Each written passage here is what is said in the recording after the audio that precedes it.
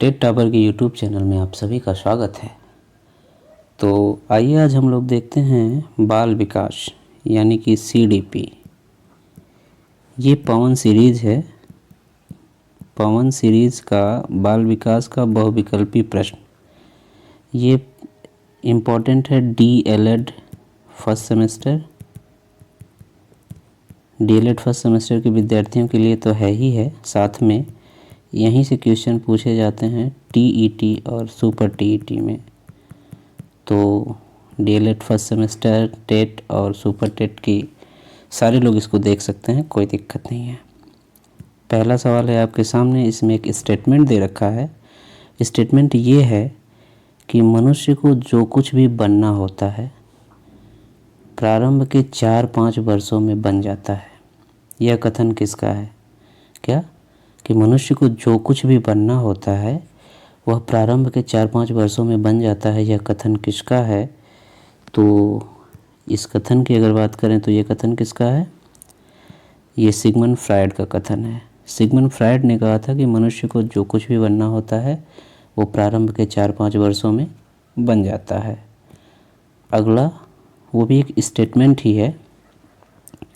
Statement ये है कि बालक प्रथम 6 वर्षों में, जो शुरू के 6 वर्ष होते हैं, बाद के 12 वर्षों का दूना सीख लेता है। मतलब ये स्टार्टिंग के 6 ईयर हैं और इसके बाद के ये 12 वर्ष हैं।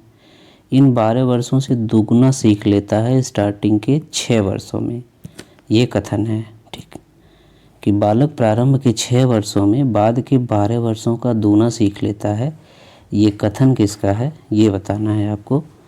तो ये कथन गेसेल महोदय का है। गेसेल महोदय ने कहा था कि बालक प्रथम के 6 वर्षों में बाद के 12 वर्षों से दोगुना सीख लेता है। नेक्स्ट है कि ये भी एक स्टेटमेंट ही है। शैशवावस्था, बाल विकास की कितनी अवस्थाएं होती हैं? 3 अवस्थाएं होती हैं। कौन कौन सी? शैशवावस्था, बाल्यावस्था और किशोरावस्था। ठीक, अगर इनके टाइम पीरियड की बात करें तो शैशवावस्था होती है 0 से 5 साल, बाल्यावस्था की बात करें तो 6 से 11 साल और किशोरावस्था की बात करें तो 12 से 18 साल। एक आध साल इधर उधर होता रहता है, इसमें कोई बड़ी बात नहीं है। तो इसमें स्टेटमेंट क्या है? शैशवावस्था सीखने का आदर्श काल है। ये कथन किसका है ये बताना है, ठीक है। तो ये कथन है वैलेंटाइन का। वैलेंटाइन महोदय ने कहा था कि शैशवावस्था जो है ये सीखने का आदर्श काल है। नेक्स्ट ये भी एक स्टेटमेंट ही है कि काम समस्त जीवन का नहीं, काम समस्त जीवन का नहीं तो किशोरा अवस्था, मतलब जो किशोरावस्था का अवश्य ही मूल तथ्य है। ये कथन किसका है? तो काम समस्त जीवन का नहीं तो किशोरावस्था का अवश्य ही मूल तथ्य है। ये कथन है रास महोदय का।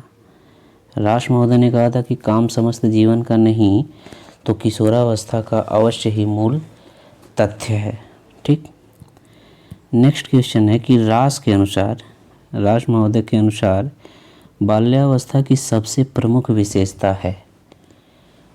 बाल्यावस्था की सबसे प्रमुख विशेषता बतानी है किसके अनुसार? रास के अनुसार। तो रास महोदय के अनुसार बाल्यावस्था की सबसे प्रमुख विशेषता कौन सी है? शारीरिक और मानसिक स्थिरता। इनके अनुसार, रास के अनुसार बाल्यावस्था की सबसे प्रमुख विशेषता जो है वो है शारीरिक और मानसिक स्थिरता।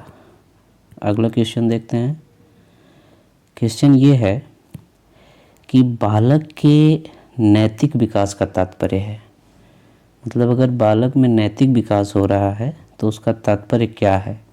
उसके सामाजिक विकास से है, उसके धार्मिक विकास से है, उसके शारीरिक विकास से है या उसके चारित्रिक विकास से है?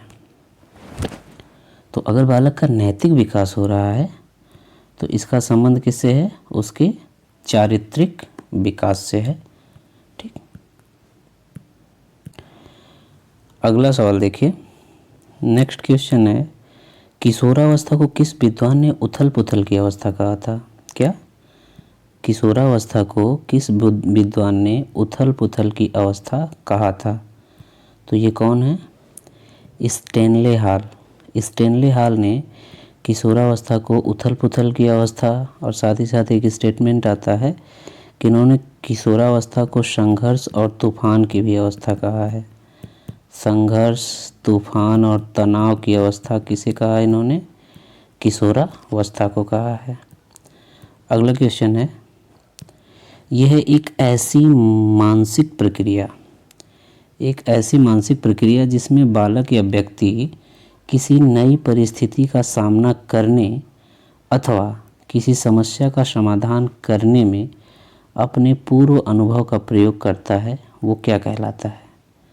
मतलब ऐसी मानसिक प्रक्रिया को आप क्या कहेंगे जिसमें कोई बालक या व्यक्ति किसी नई परिस्थिति का सामना करने अथवा किसी समस्या का समाधान करने में अपने पूर्व के अनुभव का प्रयोग करता है, तो इसको क्या कहते हैं? चिंतन। ठीक है, ये कहलाता है चिंतन।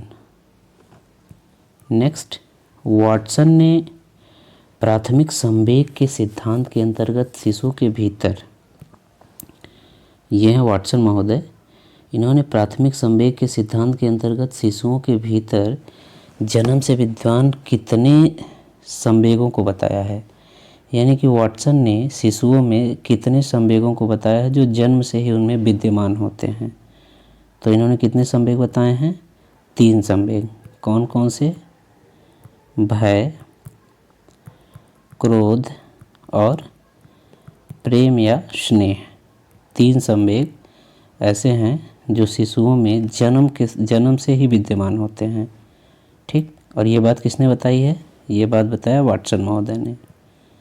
नेक्स्ट क्वेश्चन, एक स्टेटमेंट है। स्टेटमेंट ये है कि संवेग व्यक्ति की उत्तेजित अवस्था है। क्या? संवेग व्यक्ति की उत्तेजित अवस्था है। ये कथन किसका है? ये बताना है।